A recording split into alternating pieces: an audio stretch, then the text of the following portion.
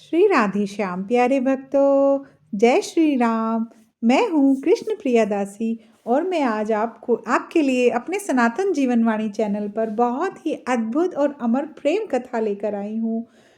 तो जी, यह है हमारी शबरी माता की प्रेम कथा। कौन कहता है भगवान आते नहीं? प्रेम सच्चा हो तो प्रभु स्वयं दौड़े चले आते हैं।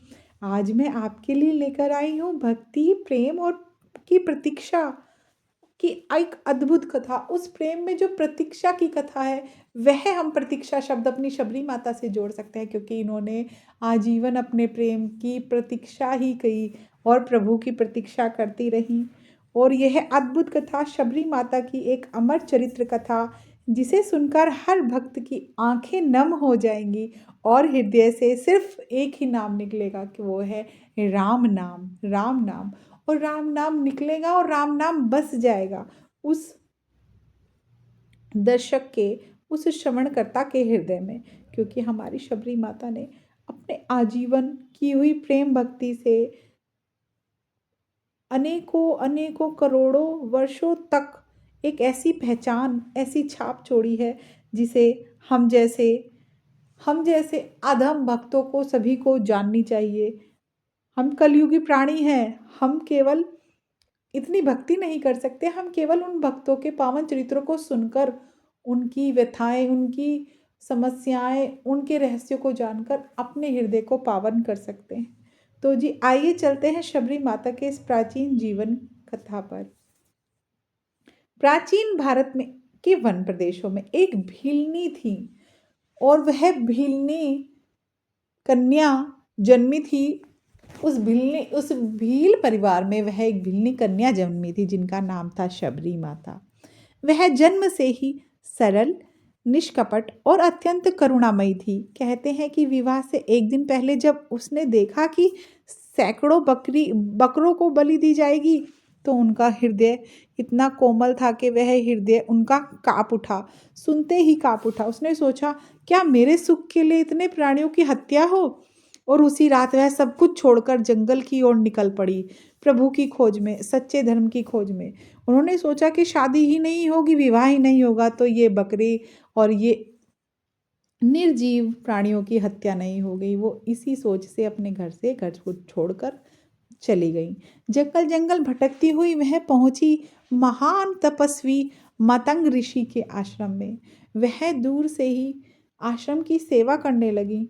दूर दूर से ही आश्रम को देखती, झाड़ू लगाना और रास्तों के कांटे हटाना, जल भरना, लकड़ियां लाना, बिना किसी स्वार्थ के, बिना पहचान के वह मतंग ऋषि के आश्रम के सामने लाके रख देती। अपनी सेवा समझकर करने लगी।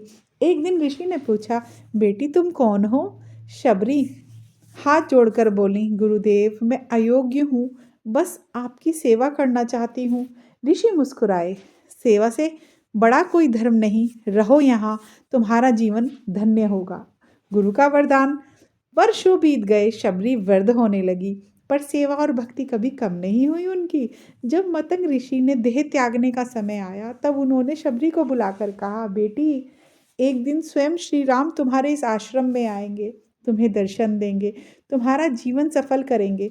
बस उसी दिन से शबरी का जीवन एक ही प्रतीक्षा बन गया कि मेरे राम आएंगे। वो रोज नित्य प्रतिदिन राह संवारने लगी। वो रोज राह में फूल बिछाती, कांटों को चुन के हटाती, फिर फूल बिछाती। सबको उस राह से आने से बाकी ऋषि मुनियों को हाथ जोड़कर निवेदन कर कर मना करती कि ऋषि मुनि, आप कृपया यहाँ करके इन फूलों को ना रौंदे, यहाँ सिर्फ मेरे राम आएंगे, ये मैंने अपने राम के लिए बिछाए हैं। हर सुबह शबरी उठती, रास्ता साफ करती, फूल सजाती और मीठे बेर चुन के लाती। बेर भी चुन चुन के लाती, कभी प्रभु आएंगे तो भूखे आएंगे। हर बेर को चखती, यह मीठा है, यह प्रभु को दूंगी, यह मीठा है, यह प्रभु को दूंगी। अरे ये तो बहुत मीठा है, ये तो मैं अपने प्रभु को जरूर चखाऊंगी।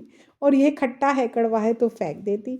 लोग कहते ये तो नियम के विरुद्ध है, पर शबरी का प्रेम नियमों से भी ऊपर था। वह रोज कहती, आज मेरे राम आएंगे, आज मेरे राम आएंगे, आज ऋषिवर, आज तो जरूर मेरे राम आएंगे।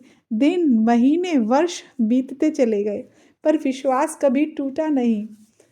शबरी के बाल सफेद हो गए, इंतज़ार में राह तकते तकते, रोज़ बेर लाते लाते, रोज़ फूलों को बिछाते बिछाते शबरी माता की वृद्धावस्था आ गई, उनके बाल सफ़ेद हो गए। और फिर एक दिव्य क्षण आया। वन में चरणों की आहट हुई। सामने खड़े थे मर्यादा पुरुषोत्तम राम और लक्ष्मण जी। शबरी दौड़ी, रो पड़ी, प्रभु इतने वर्षों बाद आप सचमुच में आ गए। राम मुस्कुराए, माँ तुम्हारी भक्ति ने हमें खींच लिया। कहती रही, मुझे गुरु वचनों पर आदेश था। गुरु मतंग कह कर गए तुम्हें मिलेंगे राम। गुरु मतंग कह कर गए तुम्हें मिलेंगे राम। भिलनी परम तपस्विनी शबरी जाको नाम। गुरु मतंग कह कर गए तो ही मिलेंगे राम। बस अपने गुरु वचनों के, इन्हीं गुरु वचनों के आश्रय शबरी अपनी राह को सजाती रही, अपने प्रभु के इंतज़ार में। रोज नित्य प्रतिदिन एक ही कार्य। देखो प्यारे भक्तों, कितना कितना कितना सुदृढ़ प्रेम, पक्का प्रेम, सच्ची आस्था, गुरु वचनों की आस्था, गुरु के प्रति इतनी आस्था। गुरु के वचनों को देखो, गुरु चले जाने के बाद, देह चले जाने के बाद गुरुदेव का, लेकिन उनको वचनों को नहीं तोड़ा। उनके वचनों पर आश्रित होकर भी इंतज़ार करती रही। प्रभु आएंगे, प्रभु आएंगे, मेरे प्रभु आएंगे, मेरे प्रभु आएंगे। मेरे गुरुवर कह कर गए हैं मेरे प्रभु आएंगे। और तभी वह दिव्य क्षण आता है कि वन में चरणों की आहट हुई और सामने मर्यादा पुरुषोत्तम राम खड़े हैं भाई लखन के साथ। शबरी दौड़ दौड़ कर रो पड़ी। रोते रोते उसने प्रभु के चरणों में मस्तक झुका दिया और प्रभु के चरणों पर मुख रखकर बेतहा रोने लगी। उसकी रोती हुई अश्रुओं ने प्रभु का चरणों का जलाभिषेक कर दिया और प्रभु समझ गए कि इतनी बड़ी भक्ति, इतनी अपार भक्ति इनके अंदर है। शबरी ने प्रेम से बेर अर्पित किए। हर बेर पहले चखती फिर प्रभु को देती। लक्ष्मण जी ने सोचा, ये क्या कर रही है, ये झूठे हैं। पर राम ने बड़े प्रेम से खाए और बोले, लक्ष्मण इन बेरों से मीठा कुछ नहीं, क्योंकि इसमें माँ का प्यार है। माँ, उन्हें याद आया कि लक्ष्मण, शबरी माता ने तो कौशल्या माता के हाथों के भोजन की याद दिला दी। ऐसे ही कौशल्या माता हमें भोजन खिलाती थी, क्योंकि माँ बहुत बड़ी चीज़ होती है। लक्ष्मण इन बेरों में मीठा कुछ नहीं, क्योंकि माँ शबरी का प्रेम। लक्ष्मण कहने लगे, नहीं भैया, ये तो अनर्थ हो रहा है। यह बूढ़ी भिलनी आपको अपने मुख से झूठे कर खिला रही है। तब राम जी ने कहा कि नहीं भाई लक्ष्मण, इन बेरों से मीठा तो अनंत ब्रह्मांड में कुछ नहीं, केवल कौशल्या माँ के हाथों के भोजन भी इतना पवित्र नहीं जितना इस शबरी से प्रेम भरे ये बेर है। यह दृश्य भक्ति का सर्वोच्चम उदाहरण बन गया। यह कथा हमें बताती है प्यारे भक्तों कि जाति, रूप, विद्या कुछ भी भगवान के पास नहीं चलता। भगवान के पास चलता है तो केवल निष्कपट प्रेम और सच्ची सेवा।